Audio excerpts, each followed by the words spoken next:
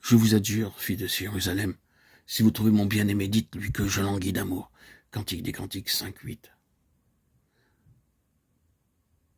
N'ai-je pas soumis et fait taire mon âme? Mon âme est comme un enfant sevré, psaume 131:2.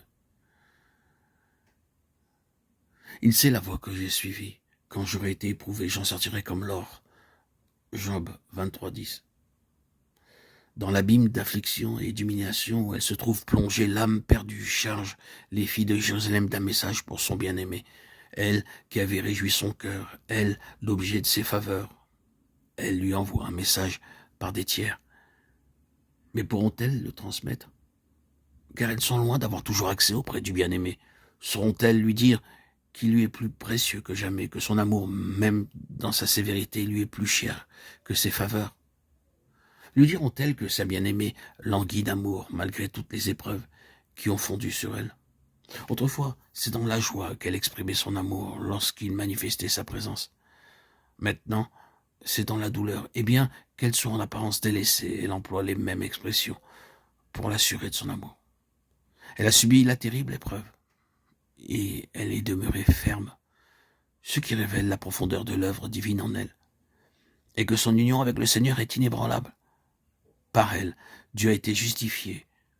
Elle a baissé. Elle a embrassé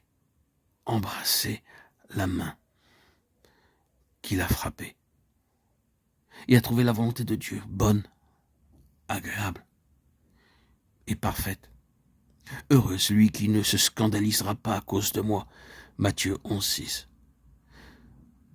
La bénédiction de cette promesse est pour toi, cœur fidèle. Tu as montré que tu aimais Dieu pour lui seul. Tu as montré dans l'épreuve que tu connaissais ton Dieu et que, fortifié par la foi, tu pouvais te confier en lui pour qu'il agisse en toi selon sa volonté. Romains 4:20. Et par sa grâce toute puissante, tu as aussi fait la preuve qu'il peut te garder parfaitement et te rendre capable de rester debout dans la plus grande épreuve. De sorte que ni la puissance des ténèbres, ni l'incompréhension et les jugements de la créature n'ont pu te faire douter un seul instant de Dieu. Tu as appris à compter sur sa fidélité, même quand il gardait le silence et que tu étais affligé de diverses épreuves. 1 Pierre 1:6. L'épreuve de ta foi, qui est bien plus précieuse que l'or périssable, et qui cependant est éprouvée par le feu, tournera à ta louange, à honneur et à gloire lorsque Jésus-Christ paraîtra. 1 Pierre 1:7. Il sait la voie que j'ai suivie. Quand j'aurai été éprouvé, j'en sortirai comme l'or. Job 23:10.